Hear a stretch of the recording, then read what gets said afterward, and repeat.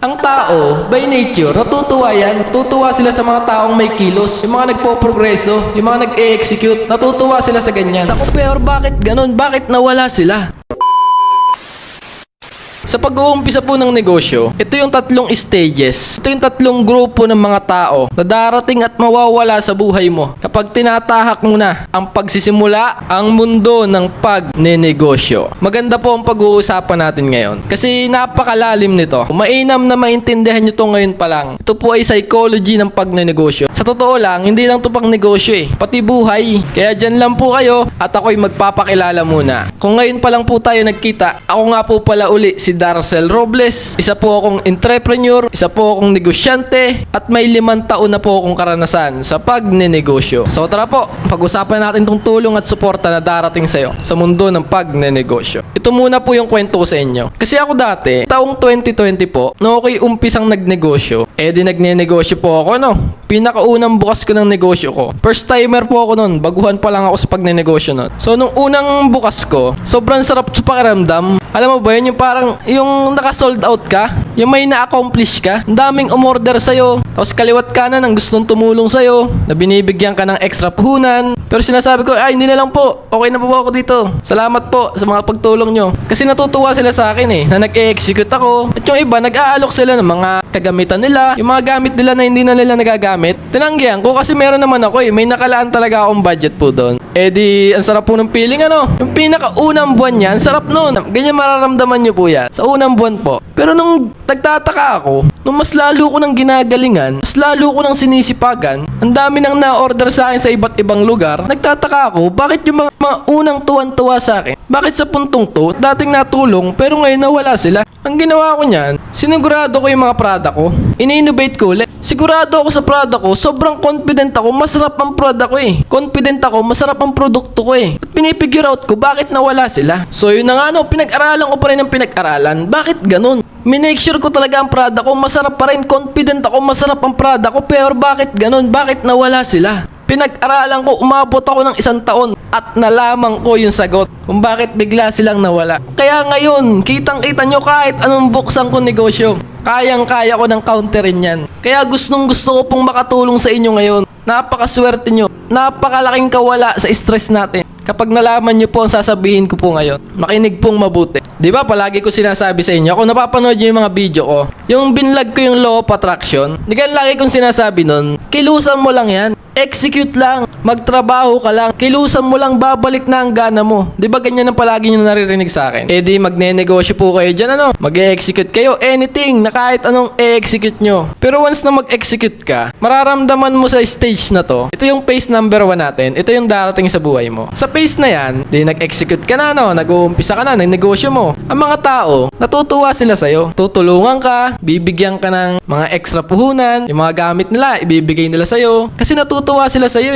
Ang tao, by nature, natutuwa yan. Natutuwa sila sa mga taong may kilos. Yung mga nagpo-progreso, yung mga nag-e-execute, natutuwa sila sa ganyan. Sobrang saya ng Facebook na yan. Napakasaya niyan kasi dumadagsa yung tulong Pero nung wala ka pang ginagawa, di ba? Kailangan mo ng mga kawali, walang nang bibigay sa'yo. Kailangan mo ng mga ganto, walang nagbibigay sa'yo. Pero once na mag-execute ka talaga, kung ano man ang meron ka dyan, matutuwa sila sa'yo kasi napakaroon mo pa mali-mali ka pa dyan At yan po yung phase na sobrang sarap mong tulungan. Pero after ng phase na yan, yung dumadagsa ang mga tulong, biglang darating ka sa puntong kapag ginagalingan mo na, papunta ka na sa magaling, gumagana na, bigla ka magugulat, nawala na sila. Mapapansin nyo yan. Totoo at palagi nangyayari yan. Sinasabi ko po to kasi sa phase na to na biglang nawala yung mga initial supporter mo. Don't lose heart. Totoo at palaging nangyayari po yan. Bakit naman sila nawala? Dating sumusuporta sa'yo, nung babanu-banu ka pa, tindahan mo sabog-sabog pa, online selling mo, wala pang nabili. Pero nung gumagaling ka na, bakit sila nawala? Anong dahilan? Ang dahilan po ay human nature.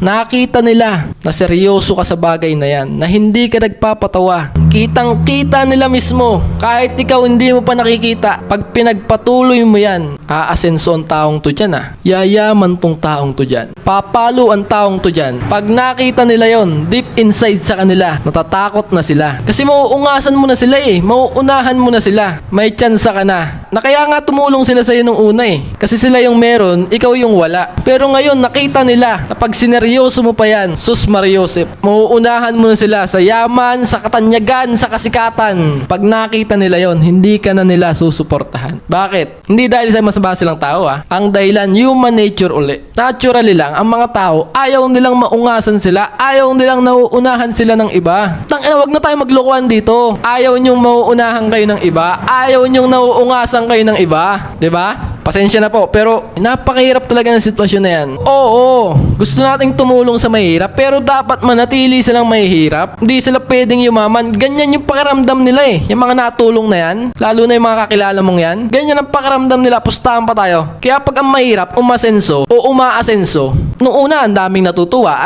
Sus Mariosep, pag umaangat, ang dami ng bumabangga, pansinin niyo si Diwata. Nung una, ang daming natutuwa sa kanila. Pero nung nagkaka-branch na si Diwata, anong ginagawa ng mga tao sa kanila? Sinisiraan na kesyo masungit daw. Yan tayo eh. Naturally, ang mga tao, ayaw nilang maungasan sila ng ibang tao. Ayaw nilang nauunahan sila. Kasi nga, naaalarma sila eh. Na dati kang wala. Na dating mas angat sila. Ngayon, sus Mariosep, ang angat mo na. Nung una, hindi sila tumutulong dahil sa gusto ko nilang tulungan. Hindi ganon. Tutulong sila kasi masaya lang silang tumulong sa mas mababa sa kanila. Ganon yun. Kaya ako sinabi po sa inyo to. Kasi naniniwala po talaga ako. Lahat tayo, darating tayo sa phase na yan. Yung mga unang sumusuporta sa'yo, yung mga initial supporter mo, bigla silang mawawala. Ang masasabi ko lang po sa inyo, don't lose heart. Mas lalo mo pa rin galingan. Tuloy-tuloy ka pa rin. Kasi pagtapos niyan, dito na po darating ang sunod na grupo. Ito na po yung pangalawang phase na darating sa buhay negosyo mo. Ito na yung taong tunay na susuporta sa'yo. Tunay na sasamahan ka. Sila talaga yung sasama sa'yo mula sa phase na yan. Ang baba mo pa nung una hanggang dulo, sila yung sasama sa'yo. Pero pasalamat pa rin po tayo sa Diyos. Kasi may unang sumuporta sa atin, yun nga lang nawala. Okay na yun. Salamat sa Diyos dun. Abangan mo yung sunod na agos na susuporta sa'yo. Sila talaga yung tunay na supporter mo. Sila talaga yung sasama sa'yo mula sa phase na yan hanggang dulo. Yan na yung mga tunay na customer mo. Yung hindi ka naman talaga kakilala, pero ngayon sumusuporta sa'yo. Yan yun. Yan yung tunay na supporter mo. Hindi yung una. Kasi yung una kilala ka eh. Kilala ka ng mga yun eh. May reference sila. Kaya ngayon, hindi nila maarok. Ngayon ganyan ka na. Ngayon negosyante ka na. Na ngayon ang galing-galing mo nang magnegosyo. Na seryoso ka pala sa bagay na yan. Kala kasi nila ng una, no? Papatawa lang kayo eh. Parang tanga siya, no? Ginagaya si Bill Gates, oh.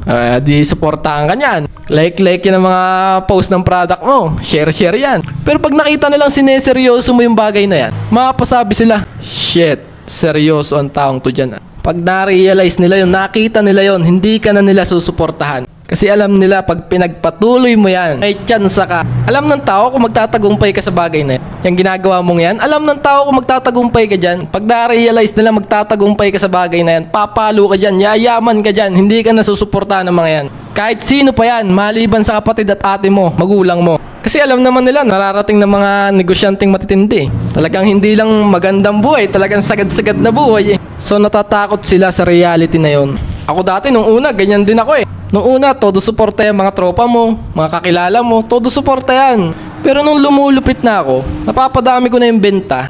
Nadayo na ako ng iba't ibang lugar. Napapadami ko na yung customer. Lumulupit na ako, papunta na ako sa magaling. Gumagana na. Wala na sila. Meron may nangyari sa akin malupit na.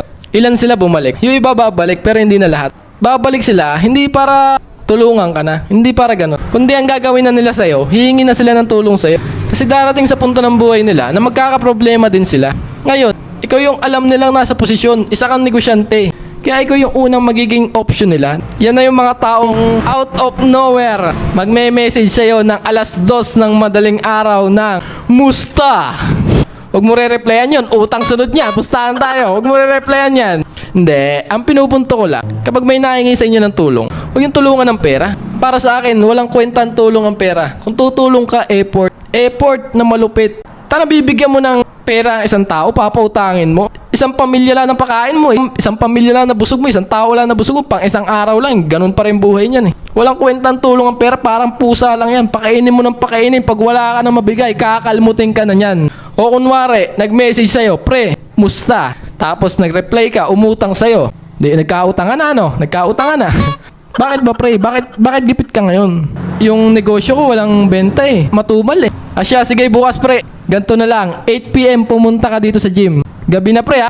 Busy ako sa umaga. Pupunta yon kasi akala niya, papautangin mo siya eh. Papahiramin mo siya ng 2K eh. Pre, hindi barek ha. Gusto lang kita makakasama sa gym, mag-exercise muna tayo. Gusto lang kita makakakwentuhan. Para sa akin yun ang tunay na tulong. Laanan mo lang na isa't kalating oras yung tropa mo, kamag-anak mo. Bigyan mo pa rin. Pare, pasensya ka na. 300 lang ang pera ko dito eh. Ang mahiwagang teknik ko, gamitin nyo to. Pera ko nasa negosyo ko eh. Yan, yung teknik na yan. Tandaan yan. Di ba? Pero balik tayo sa usapan. Pagkatapos ng phase na yan, natagpuan mo na yung mga tunay na susuporta sa'yo, no? May darating uling bago. Hindi na paghingi ng tulong ang dadating sa inyo. Ito na yung phase na maglalabasan na yung mga kakalaban sa inyo. Kakalabanin na kayo, pero palaging pinapaalala po sa inyo ni Darcel, huwag kayong malulungkot kapag nasa punto na kayong yan. Parte din yan, mga kanegosyo. Masakit yan. Masakit yung pakiramdam na yan. Parang feeling broken hearted ka dyan. Bakit? Anong ginawa ko? Bakit? Nakakalungkot, na nakakatawa. Yan yun. Wala pa nagpaliwanag sa inyo niyan. Ako pa lang. Yan ang mga kalaban nyo po. Kapag tinatahak nyo na ang mundo ng pagninegosyo, yan ang mga kalaban nyo. The more nyong ginagalingan, muli inuulit ko po, hindi ko po inuhusgahan ang mga tumutulong. Talagang mangyayari yan. Lahat ng sinabi ko, talagang mangyayari po yan sa inyo. Hindi yan hula. Experience ko yan. Sa tinagal-tagal ko na sa pagninegosyo, muli, hindi ko po sinasabi masama tumulong. Ang sinasabi ko lang po, talagang mangyayari yan sa negosyo nyo. At may mga kasunod pa yung magaganap. Sinabi ko lang, para alam nyo lang. Kasi baka mamaya, baka ma-dishearten kayo. Baka wala nang tumutulong sa akin ah. Okay lang yan. Kasi nga normalan lang. Ayos? So nga pala po, sa mga gusto magpapromote sa akin dyan, makipag-collaboration, email nyo lang po ako dito sa email na yan. Kontakin nyo lang po ako sa number na yan. Sa mga gusto magpapromote ng mga negosyo nila, ako ang bahala dyan. So alam ko po, may natutunan kayo sa bidyong to. Iwan nyo naman po ako ng like, heart react, maalin po dyan. Comment na din po kayo. I-share nyo na rin po ang bidyong to. At ako po muli, si Darcel Robles po, na mag-iiwan sa inyo po ng katagang, ang tamad, wag na wag mong papakainin. Don't lose heart. Ciao, bye!